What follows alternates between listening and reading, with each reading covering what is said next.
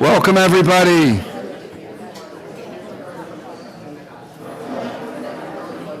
Welcome, everybody. Sorry we're starting late. Technology, as always, has its ways. I'm going to turn the program over to Jim McGuire, who's doing a fantastic job coordinating all of our efforts, spiritual and otherwise. So let's give Jim McGuire a round of applause. Thank you all for coming this morning. Welcome. I am so excited about our program here this morning. I told Amy this morning when I saw her, I was like, I feel like I'm having like a celebrity sighting because we've been working together for a long time now, but this is the first time we've had a chance to meet in person. So it's been really great to do that. I'm excited about our conversation today. They're going to talk about their experience with spirituality and education and some of the research. Chris is going to talk about his experience with the center as well as his own personal experience as a middle school dean at his school. So I'm excited to hear his comments as well. Just a little background, Dr. Amy Chapman, she is the director of the Collaborative for Spirituality and Education and also a research fellow at Teachers College in Columbia University. Amy's research factors in, which supports or inhibit or youth civic participation, spirituality, and education, and the ways in which social media can be used within the educational context to promote equity and inclusion. Currently, her projects are several, which examine the experience of different groups of people in social media spaces, further research in the use of social media by K-12 teachers, and a longitudinal intervention study to examine the process for creating a relational school culture in K-12 schools. She's a former public school teacher, holds several degrees from Boston College, got her PhD at Michigan State University, and is also well published in this space. Chris is a 20-plus year educator at Porter Gaud and has been a middle school dean for 15 of those years. So I think that deserves a round of applause.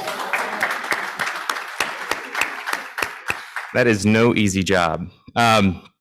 But Chris has really focused his efforts on developing and delivering student co-curriculum programs that enhance school culture with a focus on character development and student wellness. He's also a fellow with the Center for Spirituality in Education and has lectured and taught a bit with the center. So we're excited to have him here as well.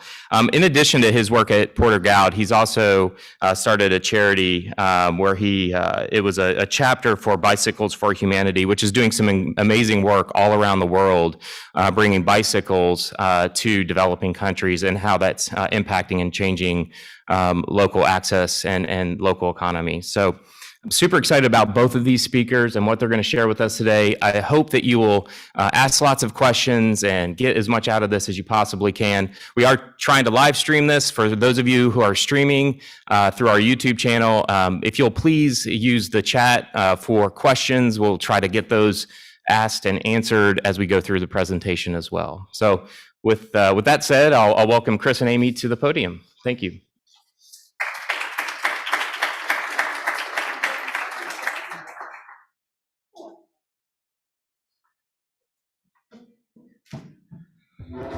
Thanks, Jim. It's always weird to be in the room when somebody reads your formal bio. And a lot of that sounds a lot fancier than I try to come off most of the time. So the end part of that bio talked about my teaching career, and that's how I still situate myself and how I still see myself. My graduate students would tell you that that's how I identify myself to them. I went to graduate school because I kept having more questions than I had answers. And so that's the part of my life that we're going to lead off with today. Let's see if look at that. So first of all, it's really nice to be with you. As Jim said, and Rob might have mentioned, we've been working together for quite some time. This is the first time we've met in person. It's very exciting, and we're just delighted. Maybe I shouldn't speak for you, but I'm delighted to be here. We really do want this to be helpful and useful to you. So I'm going to speak for a little while, and then we're going to ask you to participate in a dialogue with us. What questions you have, what's bubbling up for you, where do you see this work applying in your relationships with your kids, and how you support the school. So let me talk to you a little bit about the science of spirituality. Part of that's my work, but I stand on the shoulders of giants. People have done this work before me. My boss, Lisa Miller, you may have read her book, has done several studies on where she puts people into MRI machines, right? So an MRI machine, you can look and see what's going. I need to stand closer to this, I think. What's going on in your brain, where the blood is flowing. It serves as a proxy for what parts of your brain are paying attention or are active. It's a common method used in neuroscience so that we know what's going on in your brain. What are you doing? What are you thinking about? What's operative? What's working? Lisa put people into MRI machines and asked them to describe a spiritual experience. Nobody had trouble with that question. It didn't need to be faith-based, belief-based, practice-based. Everybody, that resonated, it landed. So people in MRI machines are talking and describing these spiritual experiences. Across the board, the same 4 sections of the brain lit up, meaning that's where the blood was flowing. Those areas of the brain are the ones that control our attention, our perception, our orientation, so how we are in connection to each other, both physically and existentially, and emotional bonding. How are we connected to one another? And what that means is that when those 4 areas of the brain work in tandem, we feel loved, we feel held, we feel guided, and we feel like we're never alone.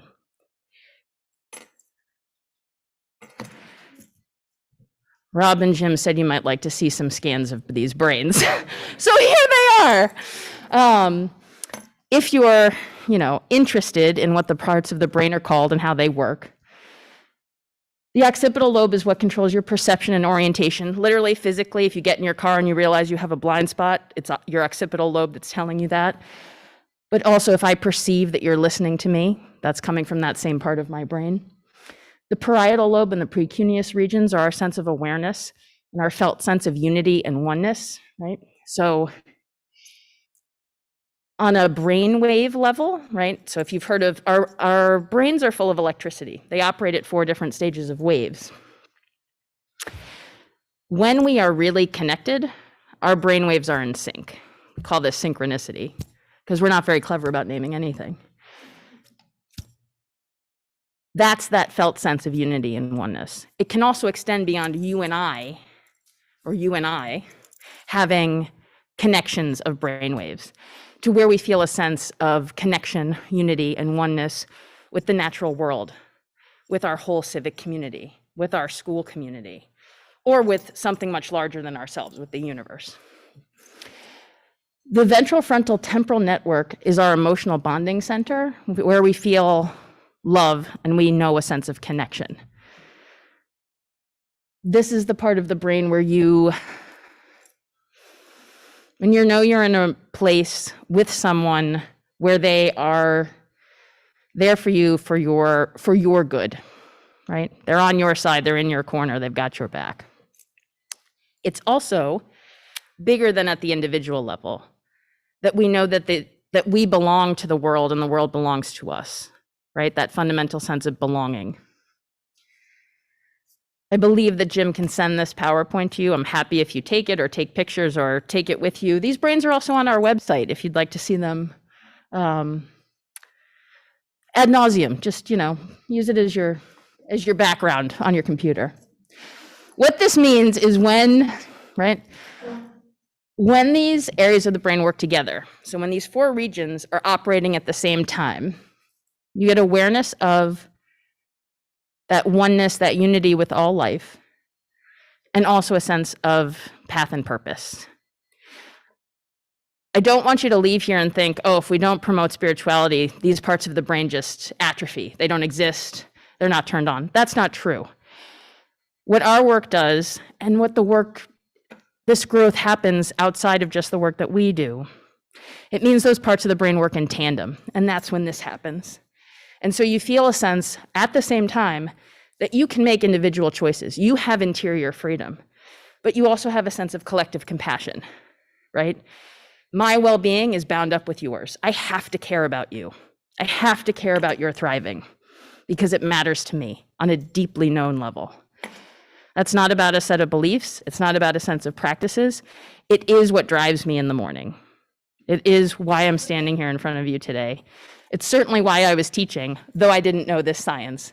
Like I said, I went back to school because I had questions. This is what we call the awakened brain. So I talked a little bit about the MRI studies. Twin studies are when we research identical twins, so people who have the same DNA but are raised apart. So we can get a sense of how much something is genetically involved versus environmentally involved. Nature versus nurture. What's turning something on? This work goes back to the late 90s, and people have been shown to have about a third of a genetic component of being able to access this awakened brain, to be able to turn on those 4 parts of your brain. There's about a third genetic component. 2/3 of it is what we call socialized, meaning you don't have full development unless this happens in community. It's kind of parallel to a lot of other types of development. If I don't feed you well with nourishing food, you're not going to grow to your full capacity. If I don't support your literacy skills, you're not going to be able to read as well as you could have. The same is true for this area of development, and it happens along a similar trajectory. Like many other lines of development, there's a surge in adolescence. So I did teach middle school for a couple of years, but I was primarily a high school teacher. And I know from personal experience, I imagine some of you know from personal experience, that lots of things surge in adolescence. Lots of parts of development blossom. And sometimes there's kind of a crescendo that happens in adolescence. Spirituality surges at that point too. It needs to be supported from the beginning for it to grow along this trajectory, but that's a particularly important time to make sure that it's being nurtured. That adolescents, young people at that age, know how to support this part of their lives and feel supported by the community. So, the tagline, this has to be supported in order to fully develop.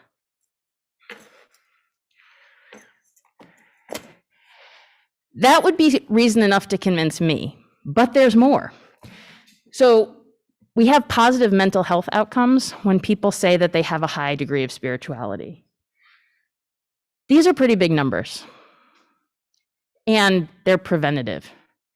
So it's not that people are already suffering, it's protecting against future suffering, including an 80% protective benefit against substance use and abuse, 60% benefit against major depressive disorder. It tends to be what we call depression. There's several different types, but that's the one that's the most severe. A 70% protective benefit against risk-taking. In the academic literature, that's different for different age groups and different genders, but that's anything from thinking jumping off a roof is a good idea, to driving too fast, to getting into risky relationships. And between a 50 and 80% decreased risk of completed suicide. I will say the studies that found that used enormous samples, up to 6,000 people, and matched controls, meaning they looked at people who had not had suicidal ideation, had not been thinking about or attempted suicide, and people who had. And people who identified as highly spiritual were at up to an 80% decreased risk for completing suicide. That's huge. There's also what we call psychosocial outcomes. So our own research, but also research that others have done, is that people have an improved relationship with themselves, so self-compassion. If you've ever had an inner voice that says negative things about you, working on spirituality helps you to access the kinder part or the higher self of yourself. Improved relationships with others. Our own research has shown that this was true for parents, siblings, romantic partners, friends, classmates, coworkers, and peers, just general peers. And what we have called in our research an improved relationship with the world. I have a healthier relationship to money. I feel that I'm connected to the natural world. The world is fundamentally good. It's not out to get me. It's not an evil place. And I have some agency in making this better. Also a big deal. So what we did, I should say, Lisa Miller is a basic scientist. What that means is she wants to figure out how things work. I'm an applied scientist. I say, great, now we know how things work. What do? We applied the science of spirituality to schools. We went to 20 schools, including Chris's. And actually, Chris went to a bunch of the schools as well. 20 schools throughout the country. 14 were private, 6 were public. Some were religious, some were secular. Some were big, some were small, some were suburban, some were urban. They ranged from preschool to 12th grade. Not all schools included all of those grades. And we conducted what's called an ethnography. We wanted to know what the factors are at play in a spiritually supportive school culture. We found 11 things that schools had in common. We call these the drivers of awakened schools. Spiritually supportive culture pays attention to these 11 things. Chris and I were talking last night, and I said, if I had to do this over again, I think I'd rename them, because these are not words that everybody uses every day in school, right? But they're true. And they're true in a way that's culturally relevant for you. Your school, collegiate, is not the same as the school that I taught at, which is not the same as the school that I attended, which is not the same as Chris's school. How these work here cannot be duplicated in some other school. I'm going to steal Chris's metaphor. It's more like a recipe book. It's not a pattern to follow. I'll take you through these really briefly, and then I can leave this slide up if you have more questions about any of them specifically. The central driver of a spiritually supportive or awakened school is transformative relationships. My sincere hope is that everybody here had a teacher in their life who saw them for who they truly were, where they felt seen, known, and valued. If you're picturing someone in your head right now, I'm really glad. That's what we mean in a transformative relationship. It's someone who had your best interest at heart, someone who saw your deep inner being, someone who sparked your curiosity, someone who cared about you as a full human being. I had 3. Authentic core is that we pay attention to who the child is on the inside, whoever that person is, whether they're an athlete or an artist, whether they're very quiet or very extroverted, whether they're very curious or don't seem to be inquisitive. Whoever they are, we value you for who you are. An authorized keeper, Rob said in his office this morning to me that's Jim. It's the person who keeps the flame, who keeps everybody grounded, who can bring everybody back to center and say, remember, this is the work that we're doing. Are we on board with what we're doing? Are we talking the same language? Aspirational values are that we have really high goals for students, for ourselves as well, and that we work very diligently to meet them. Inherent worth, everybody has human dignity. This comes up a lot in disciplinary practices. How is it that we are making sure that we treat you as a whole human being, even when you've made a choice that isn't the best for our community or the situation at the time?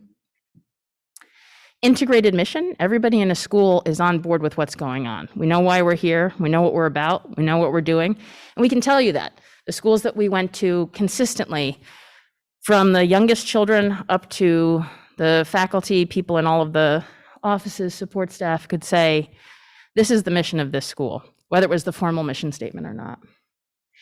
Intentional lexicon is a fancy way of saying we're all speaking the same language. So when I'm talking about spirituality, you have a sense of what I mean.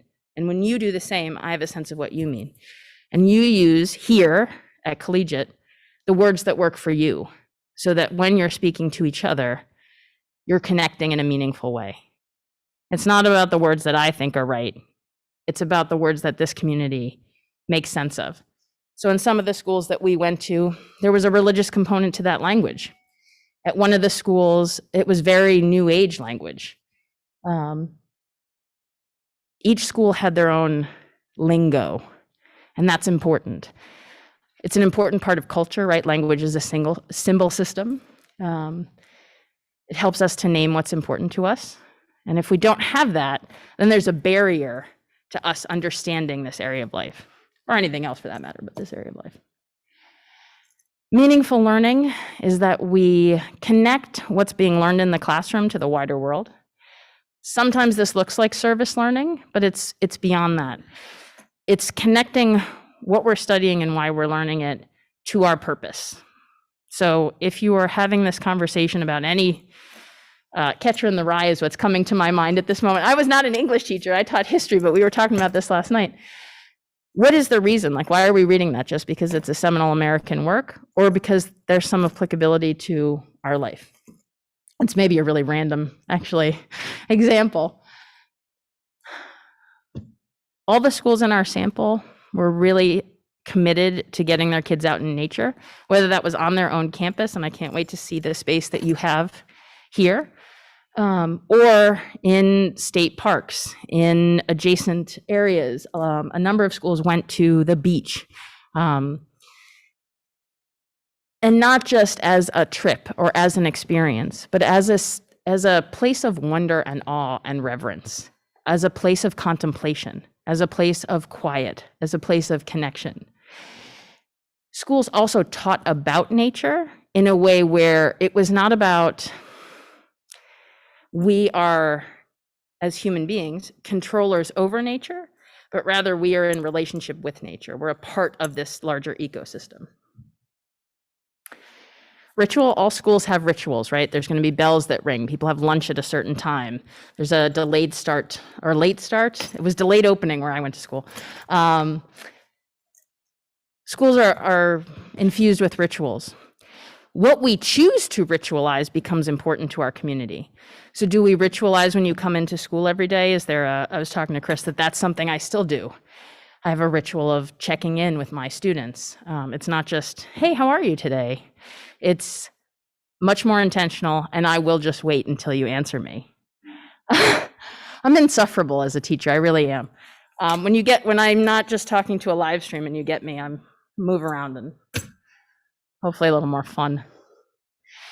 But what we choose to ritualize is what we say is important, right? So think about the rituals you have in your own families, whether it's holidays or birthdays or the things that you choose to commemorate in whatever way that is. In our school, the schools in this study had some pretty cool, really interesting rituals that I have never seen before. Perhaps my favorite was a school in North Carolina that would have a sacred fire twice a year. And everybody from, not only from the school, but from the community would come and sit and tell stories and share what had gone on and what they needed to share with the community. They were ritualizing storytelling. They were ritualizing that community aspect. And then they had that ritual in place when they needed to process trauma. So they would do that when difficult things happened for the community, and also as a place of celebration. The last one is Transcendent Practices. So what do we do that allows kids to access those 4 parts of their brain at the same time? This really varied. Schools did drum circles. They did chant. They took people outside and gave them prompts for reflection. There were a lot of fun, interesting, different things that teachers did and that schools did to kind of tap into that and really support students using all those 4 parts of their brain in tandem. I'm forgetting what there we go. Okay, so some of your faculty, I made this PowerPoint. You'd think I'd know it backwards and forwards. Nope. Some of your faculty and staff have been participating in the Awaken Schools Institute this past year. It was a virtual professional development program that we offered, and they have been excellent participators. I say were because it just ended. And we're in that professional development. We've been trying to support educator spirituality so that they can model for your students what this looks like, and to provide spiritually supportive school culture. So we were providing a spiritually supportive professional development in a way to help them model what they can do in the classroom. I'd be happy to talk more about that, but that's not the focus of this today. Okay. Thank you. That's my little brief spiel. I'm going to go back to this, though I'm happy to go back to the brains if that's more interesting. I want to stop. I want to hear from you. I want to hear your questions. I'm also realizing I don't wear a watch. Oh, there's the clock. I'm assuming somebody's keeping time for me. And also, I think you should hear from Chris, who is not only a dean, not only very experienced in middle school, but also a parent, which I'm not. And so he has a couple of lenses on this work that I don't. If you want to shout at them from there, that's fine. If you want to come and talk to the live stream, that's also fine. But what's bubbling up for you? What questions do you have? What questions can we answer? And how can we help you to bring this work into collegiate and maybe at home as well?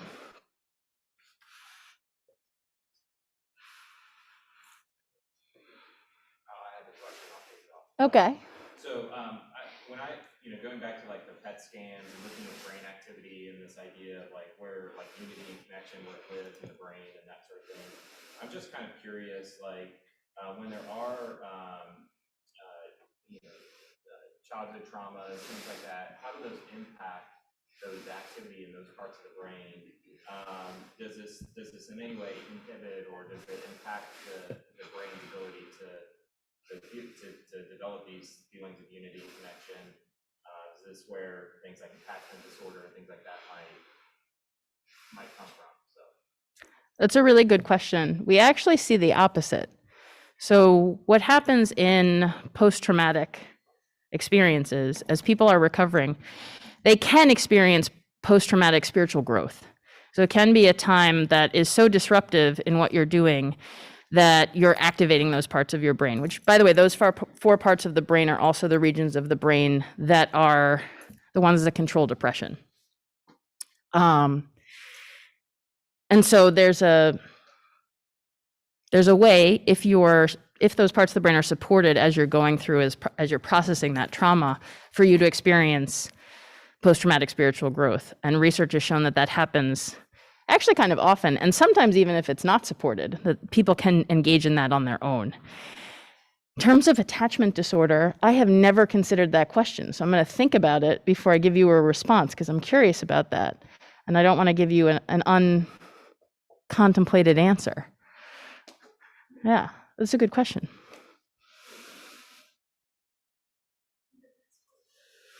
Oh yeah, so his question was, when people experience trauma, when people experience trauma, is that, I'm gonna say it wrong. Well, yeah, so like when folks experience like a trauma of any kind, childhood, adolescent, adult, whatever it might be, I'm just kind of curious how that impacts the development of that unity and connection in those parts of the brain. I didn't know if there was an impact there, and I don't know. I was like, my background's in counseling psychology, so I was kind of also wondering about like this idea of attachment disorder and like does this somehow why this occurs, or is this where this may occur in the brain because of that impact? I guess my working hypothesis is that trauma would impact that ability, the ability of that brain to feel unity and connection, but sounds like it's actually It can be the opposite, and it's kind of like a bell curve. So there's people at the kind of the one tail for whom that doesn't happen at all. So it's not entirely predictable, and it depends what kind of supports you're getting as you're going through. By and large, there are exceptions where people experience spiritual growth in the midst of recovering from trauma without any support whatsoever. But by and large, if you're supported in that experience, then that capacity for unity and oneness actually grows. Yes.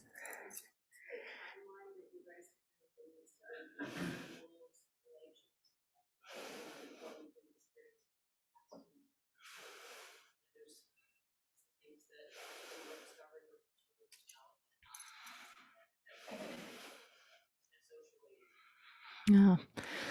This work particularly started in 2017, so before the pandemic started. Oh, sorry. Now I'm not going to capture your words well. When did this research begin, and what have we understood as newer understandings of children's development, particularly along non-academic outcomes, has developed further? Does that about capture your question? Yeah, just in relation to really about like, what's been going on with the delays in children over the past 2 years. So what's been going on with the delays that have been happening in children due to the pandemic?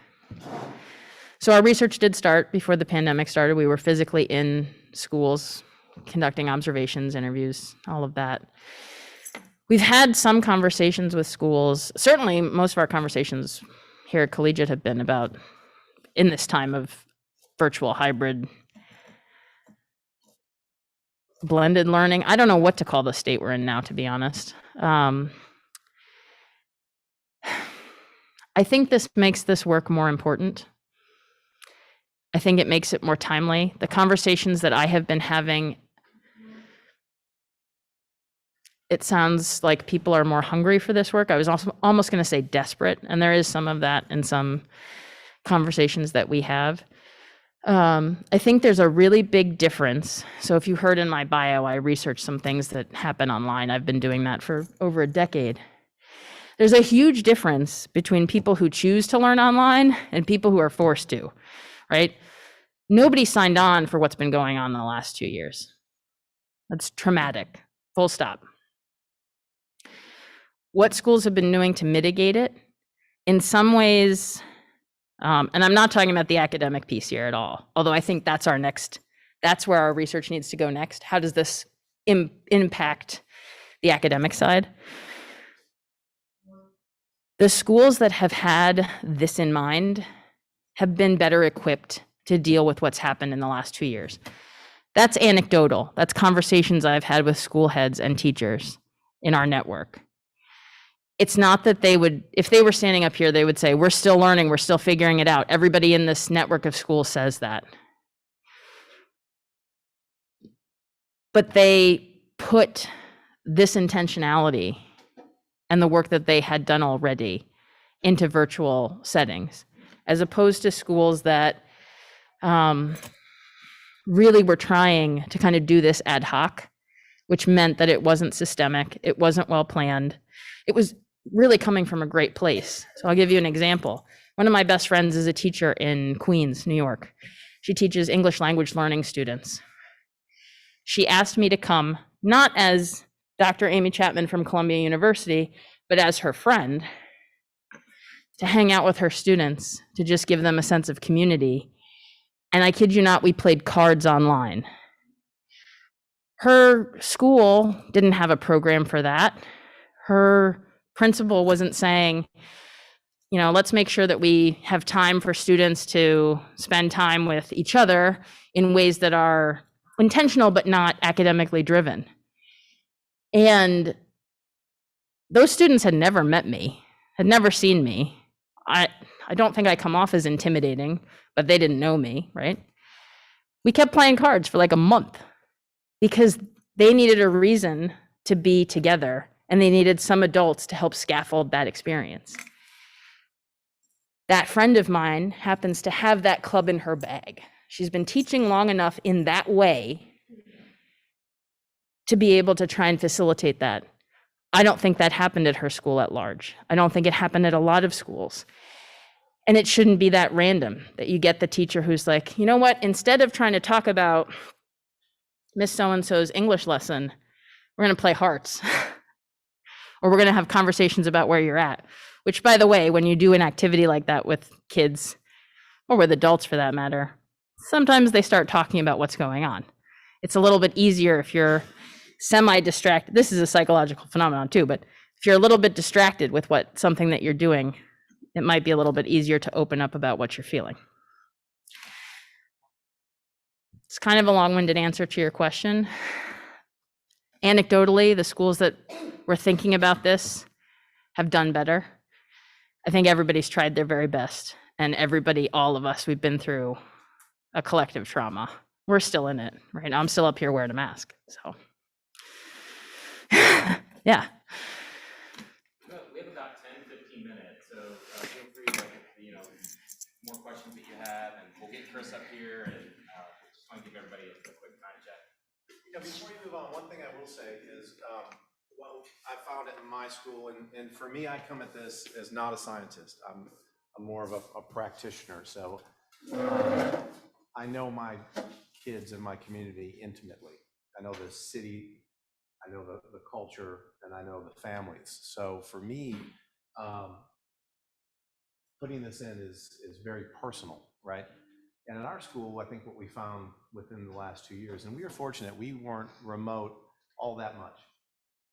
However, in middle school, they missed the social aspects of school and the development of their kind of social emotional self, because they weren't in that mix. We didn't put them together in big groups outside or in assemblies where they could mix with other kids.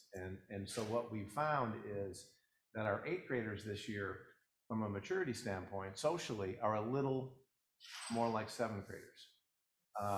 And we're hopeful that obviously that will catch up.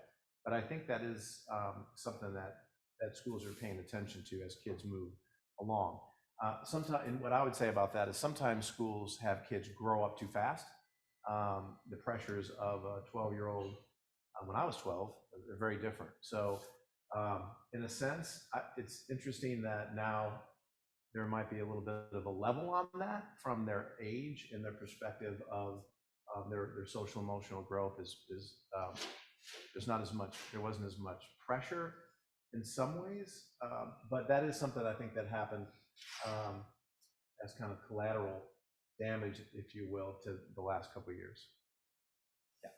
So again, I work at a school and I do these things and I've got programs and I have parent groups. And one of the things that we do is we're constantly communicating with our parents what we're doing in this area. So when we get in front of kids and we talk about strength finders or purpose statements or things we do around kind of identity work with our kids, we share that with parents, that's kind of same day, so that your child had this thing that day, and it's an opportunity to unpack a conversation and connect to that child.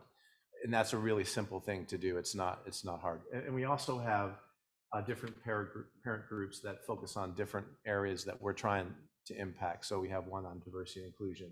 We have one specifically on family wellness. And those are the keepers, if you will, from the parent side. And that creates dialogue with teachers. It brings parents closer to the school. And at the end of the day, we're all on that same team. So from my perspective, you have to partner with parents to do this work. There's just no other way around it. It's not a matter of the school's doing one thing and we're just communicating to you, right? Because that child is with us as much as they're with you.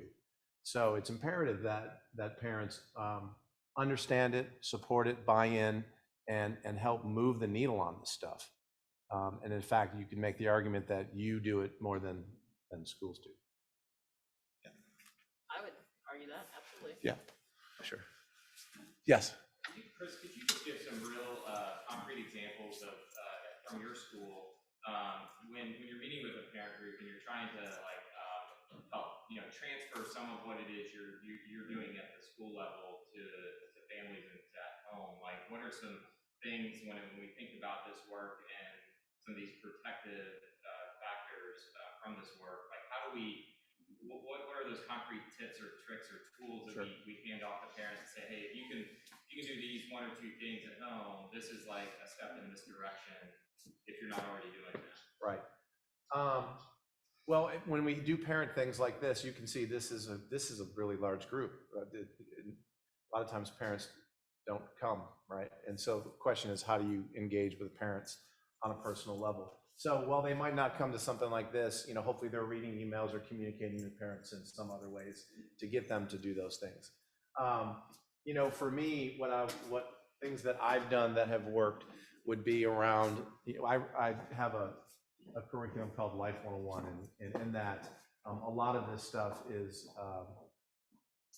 there are exercises and activities and lessons that we teach directly from this stuff. So it's not always woven into the English class or the history class. It's a standalone class, and they all take it, and it's developmental 5 through 8. And each level gets kind of a different developmentally appropriate scaffolded lessons or curriculum in this kind of work. So one of the things that we do is we explain to parents, okay, today in the 8th grade, we did strength finders with the 8th grade. And if anyone ever done strength finders? So the cool thing about strength finders is, okay, it comes back with a profile and what your strengths are, but that's not the end all be all. What it's really about is it's about those students, for me anyway, figuring out, okay, these are my strengths, but some of these strengths I don't really care about, right? Like I'm really good at something, but it doesn't give me purpose or meaning in my life. So for them, we get them to kind of communicate what are the ones that you see of your strengths that resonate with you, that provide meaning, that make you feel good about yourself.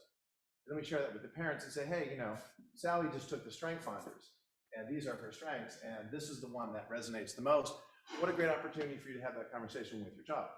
So, you know, we don't make phone calls to every parent because maybe we should. But, you know, we send that out in kind of the weekly Life 101 wrap up. So parents know they can go and look and see exactly what their students got on that day and exactly what it's about. And there's some lead-in questions to unpack those conversations, because they're not always easy conversations. But, you know, that's the kind of thing I think to engage parents, to be really a part of the classroom lesson in a sense. And of course, we don't do strength finders with all the students, but we do that with the 8th graders. We do things like Myers-Briggs, and we do purpose statements and meaning statements and value statements, because we really want to ask them. You saw that the stuff on adolescence being the time where this stuff really flourishes. In middle school, it's also when they're trying to figure out who they are. And who they are really depends on a lot of things, but I think it certainly is informed by the culture in which they live in, and that's their school. So for me, in my school, creating a culture where they can reduce all those risky behaviors, and this work can have those benefits, even the psychosocial ones, if that does support that child. So, yes. What is the key indicator that maybe just you use personally or what your guidance is to measure the level of spirituality? I'm just guessing. Go ahead. I'm going to turn that over to the good doctor. So the doctor. What is the main indicator that we use to measure spirituality in schools? We have an index, the aspirational index that we use with communities. It's given to faculty, leadership. It can be given to students, older students, to assess that along those characteristics that were up on the screen. There's also other measures just specifically of spirituality. There's a number of scales, some of which are very short. And some of them are very good for adults. They're not as great with kids, just because they haven't been tested with kids. But things along like, I feel a sense of purpose. I feel a sense of connection to the wider world. Kind of those kind of statements of how am I feeling, as opposed to I have a set of beliefs or I have a set of practices. There are scales that do that too, but is it always like a survey then? So those are all surveys. I'm a qualitative researcher. I want to sit with you and ask you questions. And that you can do with kids that are very young or very old. And we just worked with a group called Authentic Connections to do what we call a wellness survey. So this is asking questions about how they feel about the culture of the school. And the reason we do it is, one, to kind of, to your point, to kind of measure, to see if what we're doing is impactful. Of course, that takes longitudinal data, so you can't just get it in a couple of years, but you can start with a baseline of what kids feel and how they feel by asking through those surveys. And then what you can really do is you can tailor what you're doing in certain areas that fit the need for those students in that culture, right? And then as you build that out, you can continue to survey them to see, okay, is this working? How do they feel now? What are they thinking about in these areas now? So there's a way to get at it. But I would also say a lot of it's just when you walk into a school, you know, you can tell. I mean, I've been to 5 of the leadership schools, including my own. And some of them, and I think my school's great. If you walk into my school, you might think the same. But even when I walked in today, talking to the adults, watching the interaction with the kids, you can feel it in these schools. And you can also feel it when it's not there, I think. So qualitative, you know, you have to do both, right? So there has to be some data you can gather to measure that drives what you do. Otherwise, you're just doing things and trying to throw darts at the wall, right? So I think between that and then having conversations with parents, with students, and of course teachers, which are critical. You know, you can get some of that. And what we did was we kind of triangulated that data. So we observed people in formal and informal spaces. We talked to students, parents, alumni, teachers, faculty, everybody, staff, administrators. And we also collected documents. So did what the school said match what we observed, match what people said? Yeah. Actually, you've had your hand up for a while. We're here all for 2 days. Go ahead.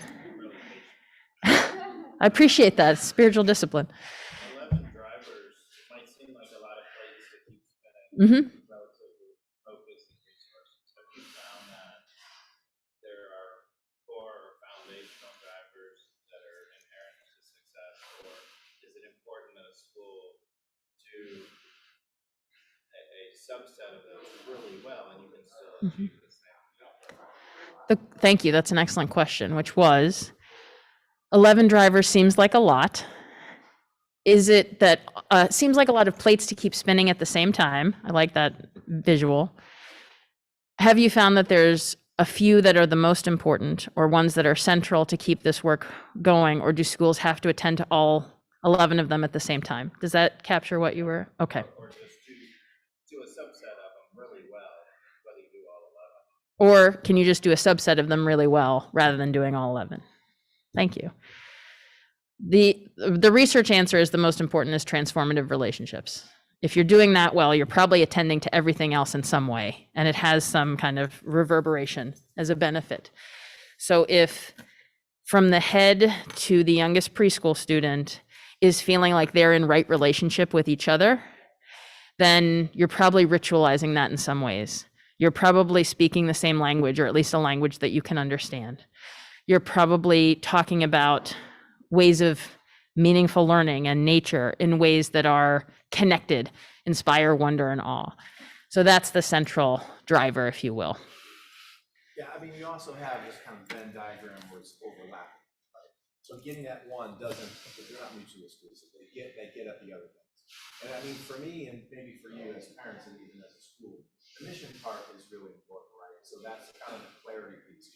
It's the why. Why are we doing this? What's the point of all this? You know, so schools have to, I think, be really clear on what is this all about? And it has to be real small and succinct and kind of to the point. And I think if you can do that, the other things fall into that. Because then it's, okay, then everyone says, why am I supposed to do this? And teachers will ask, well, why are we doing this? Or kids will say, what? Well, you can always point to that one thing, and then everyone goes, oh yeah, we agree that this is why we're doing this. Now everything goes to that one thing. So I think mission is really critical. Right? It's really critical. And schools sometimes get really wishy-washy with long, drawn-out missions. Give the mission. It's really important. Thank you. Yeah. You in the striped shirt. I was actually going to ask about transformative relationships because just sort of anecdotally, what I experienced and also what I've seen with my own children is that there are a lot of teachers and a lot of people in the school that seem, who are in leadership in the school, who seem to be sort of have that training and inherently are connected to their students more than others.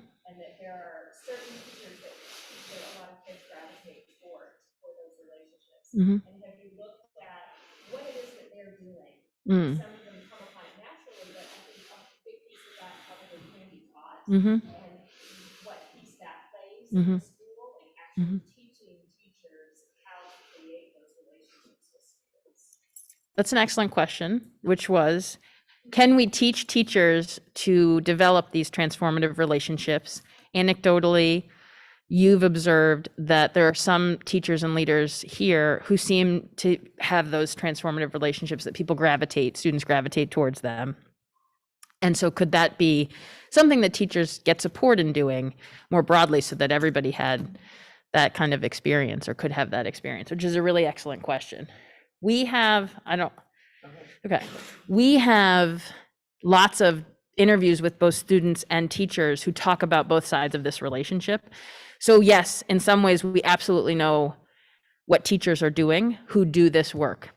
Where I think our data is missing some chunks is the teachers who don't feel confident about this piece. I don't think we talk to enough of them. I think Chris does a really interesting exercise that I am hoping he can share about. But I'm happy to come back and say, oh, this is what some of the teachers in our data set do. But I think what he does is really cool. Yeah, there's a couple things. So I think some teachers come very naturally to that interpersonal relationship than others. I think the data helps, and what I would say about that is, so when we do these things around kind of identity with kids and profile of the kid, whole child, not their academic person, right? A lot of times teachers look at them as they're the math student of the class. So we have an advisory program like schools do, and our advisory program just focuses on building a relationship with that student. It's not to deliver a lesson on this or that or whatever the flavor of the month is. It's really just to get to know those kids. And we have very small advisory groups. As an independent school like yourself, we can do that. We have a resource. So when they're in advisory, all the teachers doing is trying to get to know that kid. And then that information gets gathered so that all teachers get to know those kids from the standpoint of, okay, this is Johnny and he does these things, he likes these things. His strength finders are this, so if I put him in group work, he's going to be successful. This is what he's interested in, this is his favorite food. Now that alone is just information. It's really a matter of what to do with it. Some people know that as teachers because they are interested in that. Others can use that to kind of dive into that. So that can get at it in some ways. The other way is teachers can support this idea in if they're grade level teams or if they're department teams or if they're middle school whole team meetings. That is a mission of the school to do that. And then talking about that, even to the sense of kind of evaluating professional development in that area. How do you feel about this? Are you comfortable having these conversations? If not, what is it? How can we get you that? That's part of the support that teachers need to get there. What we do from the student side, because I'm a dean because I want to be with the students. I don't want to be a head or a principal from the adult side down. So for me, it's about the kids. So what I look at is how many kids in my school have an adult that knows them and that is connected to them in that type of relationship. So what we do is I take all the names of all the kids and I put them on the wall, and then I give all the teachers those 12 those little stars you put on like a lower school test if you got a star. I'll give them 12 or 15 and ask them to put their star next to the name of 12 kids who they feel connected to, right? That they have a relationship with. What happens is there's a lot of kids who don't have any stars, right? And so then we ask, okay, do any of you know this student? Or do you feel like you could be connected to that student? And if so, will you agree to try to connect to that student? So for us, we're really intentional about making sure that there is an adult. Because a lot of teachers can be connected to lots of kids, but some kids won't, and some teachers won't connect to certain kids. So we make sure kind of everybody's covered from that perspective. The other thing we do, which is interesting with teachers, is we have them go through the yearbook. So if you're a sixth grade teacher, I'd hand you the yearbook and you look at all the sixth graders and I'd say to you, what student in here do you think reminds you of yourself when you were in sixth grade? And then what's the experience you would be having if you were sitting in that chair with the teacher in front of you? So it kind of puts them in the position of being that student. So there's just a couple little things I think you can do to get them to see that. But those are small things that we do. So yeah, I think a lot of schools can help with them. So, but it does build that capacity. Yeah. Talk a bit about the role of community service and kind of bringing this together and what age does that maybe start to What is the role of community service in any of this, and at what age does that start to make sense? Yes? I mean, for me, so yeah, I put in a charity that allows really young kids to make a really big impact, right? So, they have bicycles and then they outgrow them. So we consider bicycles to be recreational and it's exercise. Well, what we do is we ship them to essentially Africa. They go into the most impoverished regions of that continent, and then those bikes are in villages that help students get to school that might be 10 kilometers away, people to get to water, essential workers to get out into the areas that are remote. And so it changes the lives of those people. It's not about recreation, right? So one, our kids can see they can see privilege that we have and how we would take a bike and outgrow it. And actually the way it started was, people would put them on the side of the road, to be picked up and thrown away. So when those bikes wind up in places like Africa, and then we get the pictures back from my people on that side, and I get in front of an assembly and I say, look, there's your bike right there, right? And there's the healthcare worker that can now get to somewhere. That's very impactful for a really young kid. My hope is only that that inspires some sort of servant leadership and community service mindset at a really early age, just because they didn't have to do a whole lot, but the feeling they get from that is big. And you know what's really interesting? Kids really do want to be useful. They want to help. And the easy thing to do is if you just, in a group of kids, does anyone want to help me? They all want to help you, right? So they already have that in there. We have a service club. We do recycling. We do a lot of things on campus that younger kids in middle school can be involved in really easily. We're really intentional about it. We have a day where we have a philanthropy week. We stop and our classes look different, and all kids are engaged in kind of group community service projects. Some of them are local, things like that. So schools can do a lot in that area. We get service hours. Our kids do. They're not required, but if they get a certain amount, they get kind of a recognition. So that's another way to kind of foster that. So I think there's a lot of ways to get at that. We have peer mentorship where older kids can help younger kids in math or English or something they might be particularly good at.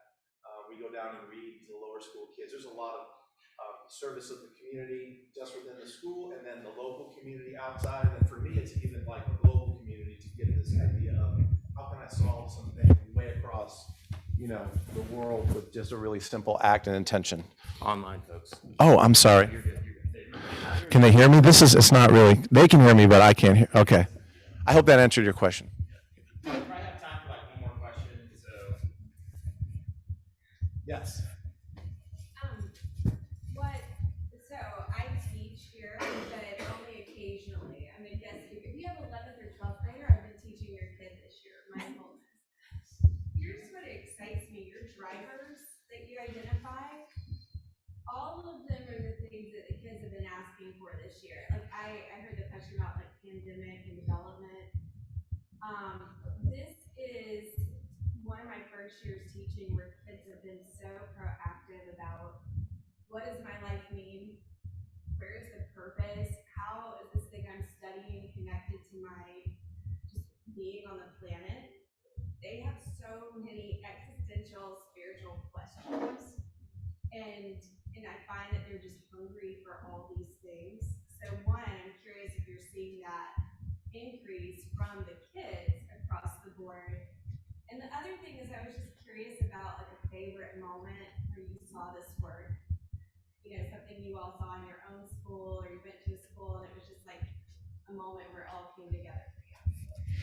So that's Shelley, right? Shelley asked us, she teaches 11th and 12th graders mindfulness, and she's been seeing a real uptick in those students asking about meaning and purpose, asking existential questions. She'd like to know about our favorite moments of where we've seen this work in practice, but that the drivers really resonated with her about the questions that they're asking. And I think I didn't capture one of the things you said, which is, no, that was a good, okay. Do you have a favorite story? Sure. I do too, but. So sometimes you're sowing seeds, right? This isn't like a math class where you get an A at the end and you know that what you taught that student, they got 100% and you given them a grade. And then you could say, oh, I did a good job, right? So a lot of this stuff is a leap of faith, no pun intended. And so sometimes it doesn't happen, especially in middle school. A lot of times you don't see those kids develop really, or those things be incorporated into that whole person until a little bit later. But we had a student in the 8th grade named Faith, and from the time she was in 5th through 8th, this idea of her learning a lot about herself. And she wrote we actually posted it on social media, I'm on my way to choir because music is important to me, and I get into flow, and it feeds my soul. And I also have learned when to communicate and when to listen to be a better friend and a better student and sister to my brother. And she kind of spells out really who she is and what she's learned in middle school. That for me was a way to say, okay, that's it. Those are the kind of people we want around all the other people. And we want teachers to connect to that and for her to connect to teachers in that way. So, you know, it's a small little story about faith, but we use it a lot to talk about, for me, the Life 101 program that we run, but also getting at all of these things. To have someone be able to express it that way was really powerful for, you know, for our school communities. That's just one story from us. So every student I've ever had is my favorite. Please put that on YouTube. Every single one in the last 20 years. But my very first year teaching at a big public high school, so I taught in a private middle school before, big public high school. I taught honors freshmen, world history, people who were super intense, had backpacks that weighed 50 pounds because they brought all their books everywhere. And it was such a great opportunity to, like, no, you're beyond the book. Like, who are you as a person? I also then taught juniors US history, the lowest level class we offered. It was the land of misfit toys. If they didn't know where to place you, you got put in that class. And those kids thought, man, the school gave up on me.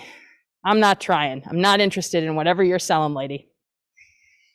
And I was like, okay, I need to meet you where you're at. You are not here for the progressive era. You are not here for manifest destiny. We are going to talk about other things. I'm okay with that. About 2.5 months into the school year, 4 of the kids in that class, in a class of 9, that's how tough that class was, and I had a paraprofessional in there with me, came and they said, in my 30-person rapt attention freshman honors history class, Miss Chapman, can we just stay in your room right now? I said, what's going on, Aaron? Who was the person who was, you know, leading this little group of people. We don't feel safe in school right now. We're going to go break things or hurt somebody if we're not in here. Can we please just stay? Yeah, there's a lot of space in the back. You can sit at my desk, you can sit on the desk, stay. The rest of the year, they came to that class every time that class met, every single day. And like Chris was saying about kids will help if you ask them, they became TAs. They took world history again. They made copies, they got crayons, they got everything. They went and did maps on the wall. And if they didn't want to do that, they could just sit in the back. And it was that they had the courage to say, I need help and I know who the person is that I'm in a relationship with, that I can say this thing that someone else would say, yeah, she's just a bad kid.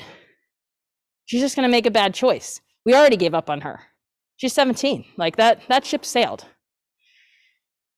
And of course, the little gaggle of them grew, and it was great. I mean, the room was packed. We couldn't have fit more people in there. The next year, the same thing happened. That became the thing to do. I was the safe space, came to B604. That's probably my highest professional accomplishment. All that great bio, that's crap. Because you know, Erin, she's a special ed teacher in that school district. And I still talk to her. Yeah, that's a win. That's a win, that's a win. Aaron, maybe you're watching. That's a great story to end on. Well, I just want to say thank you to everybody for coming out. We really appreciate your time and attention to this topic. It's really important and critical. And so just thank you for giving up some of your time this morning to come in and do that. And thank you for those of you who tuned in online. We appreciate your attendance as well. Thank you so much. They'll stick around for a little bit and can answer individual questions if you have them. But thanks for coming out. We appreciate it. Have a good day.